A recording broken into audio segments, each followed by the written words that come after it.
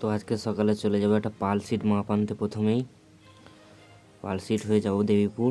তো পালশিটে যে প্রথমে মাপটা নিই, মাপ নেওয়া হয়ে গেছে। মাপ নিয়ে এবার চলে যাবো দেবীপুর।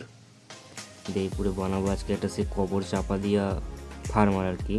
অনেক জায়গায় লোহার করছে, এখানে স্টিলের করবে। তাই যাওয়ার আগে একটু চা খেয়ে নেবো ভাবছি। তো সামনে রসুলপুরে চা খেয়ে নেবো। তো চাটা খেয়ে নিই আমরা। চা খাওয়ার পরে যখনই মেশিনপত্রের দিকে আমি যাই, দেখি যে একটা পাখি বসে আছে, শালিক পাখি। পাখিটার একটা পা নেই। দেখো কত কষ্ট জীবন ওর, একটি পা নেই কো পাখিটি, তাও বেচারা ওইখানেই বসে আছে।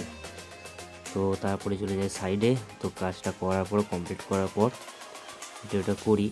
তো দেখো ও কেমন হয়েছে। তো এটা ওজন হয়েছে 50 কেজি। তো চারিদিক থেকে দেখা জিনিসটা কেমন হয়েছে। টোটালি 5 ফুট বাই 7 ফুট আছে এটা।